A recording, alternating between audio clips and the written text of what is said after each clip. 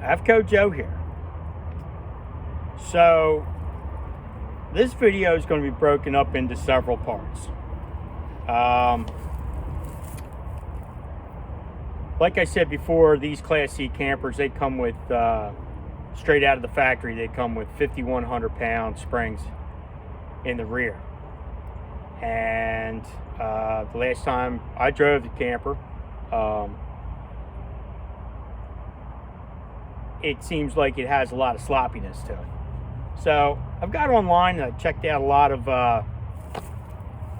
apparatuses to put underneath the truck in order to keep some of that stuff from happening. And in order to keep the suspension intact and operable with the camper is not to put airbags on it, which I thought that might be the way to go. So, and that really doesn't help the springs any. That just takes weight off the springs and takes a little bit of the bounce out of it. But the suspension is actually not working the way it should. So I called a spring company and I said, "Hey, how you doing?" He said, "All right, what do you want?" I said, "I'm looking to put springs under an E450 Class C camper." And I told them what year it was, and they said, "Yeah, those springs suck." So what we opted to do is to go from a 5,100 pound spring package to a 72 to 77 pound spring package, which will stabilize the rear of the truck much better than just throwing $500 at it with airbags, which is not a bad idea. I mean, if you're on a budget, you can throw airbags under it and that'll kind of suffice for the program for a little bit. But if you're planning on keeping your Class C camper and you're really interested in not trading it in down the road but keeping it for a good bit, I suggest the 7,200 pound spring package or the 7,750 spring package. Costs a little bit extra, but in the long run you have an active suspension. I haven't figured out whether I want to put a Panhard bar on it yet. I'm talking to a couple of off-road off-road companies that I told them what I wanted to do, and they said that they would get back to me, and they haven't yet, but they will. So we're gonna put springs on my camper. I already picked up the springs. I got them in the shop at the house, and we're going to go through the stuff we have to do in order to change the springs on Class C. Or you can get somebody else to do it. They're probably going to charge you $2,500 just to put the springs on, because it's not easy, but they're set up, spring companies are set up to do stuff like that. You're probably going to have to find a trucking outfit to do it. And you probably have it back in a day, because that's how fast it happens. Maybe $1,000, a little bit more. Springs cost $1,100 for me. I think it's worth it. I think the time we're going to put into it's going to be worth it. So there's a couple other things that we need to do. It's a couple of these compartments, because the bolts on the driver's side are both butt up right up against the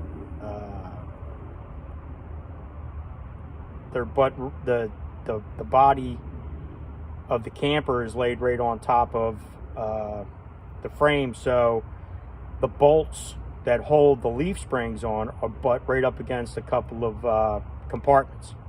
So, and the compartments are made of plastic, so that's not too hard. You just got to find the center of the bolt, find the center in the compartment, pop a hole in it, and that's what we're going to do today. We're basically prepping today. Probably pull the wheel off, maybe.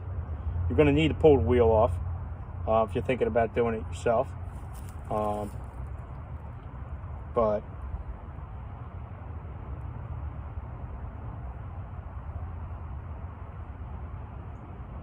we'll get started. How's that sound? All right. So what I did was I went underneath the camper and I pinpointed the other side of where the bolt is, right here. that's where the hole is. I put a little hole from the other side in right there. And what we're going to do is we're just going to shoot for that hole. Now I got a socket here that fits that bolt on the other side, and I don't want to go any bigger than the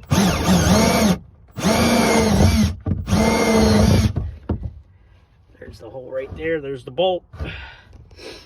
So I don't want to go any further than that. You know what I mean?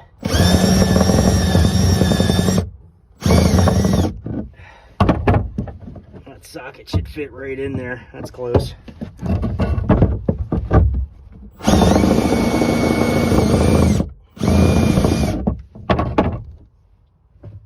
There you go. Let's get a little bit more in there.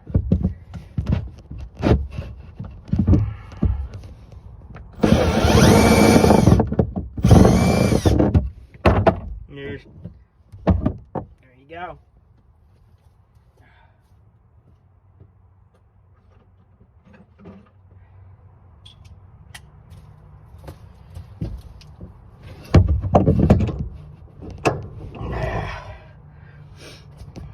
Pretty close. Pretty close to being accurate there. That's the first one. And that's how we're going to do all three of them.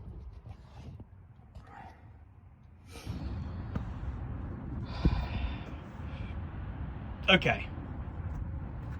FCO Joe here. Day 2. It's a little warmer today, but what we did here was we had to disconnect the shock and the Hellwig sway bar on both sides. I actually started on this side first because it's got the exhaust. It's going to be more of a pain in the ass. So you got this little wedge here for your pinion.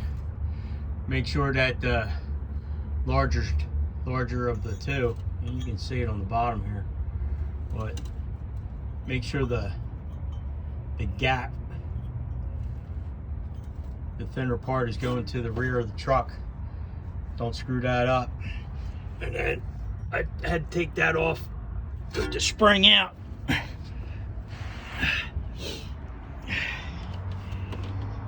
And as you can see,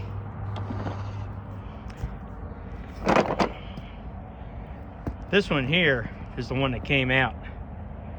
That's the stock spring. And if you look at it, it's already started to, look at the bottom here, you can see it's already started to twist as you're going down the road. It's not stacked anymore. It's got a little spin to it. Just a little bit though, to where probably no big deal. No big deal for me, because I'm putting this one on. You see how the springs were starting to kick already? Actually so flat they started to bend the opposite way, where the bigger springs probably aren't going to do that. Start to do it down here too. You can see it right there, it started to give out. And I already moved the shackle over to the new set. Now I got these springs from ATS. Extra capacity replacement. And they seem like they're going to do the job. So they're down in Perkiomenville, good company, good bunch of guys. So make some quality shit, which is what we like to see. So far so good. Make sure you put your jacks under there to stabilize your unit, so you're not putting yourself in any kind of harm's way. That's what I did. And I put a pair of regular floor jacks up under there. Make sure that nothing's going to happen to me in case something does happen, even with the jacks. Didn't take much to bring them up. There's my utilized hole. So alrighty then. Get back to you in a little bit. One other thing I want to do is I want to point out, take a look at the spring, the way it sits flat. Like, they're not even a year old yet, and they're already compromised. Like, they got a wave to them, you know?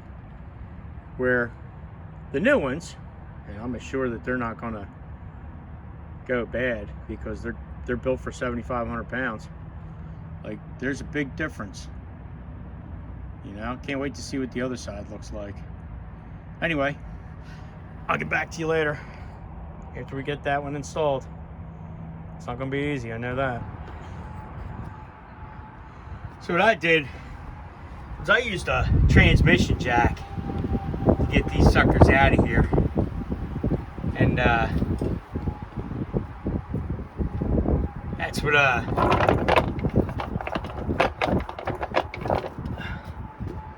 that's about how we did it. And then this is the old spring still.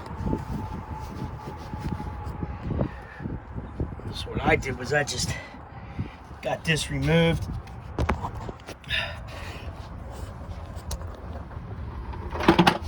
Got another dolly down here. And rolled the shit right out of there. So, not that hard. Time consuming, but not hard.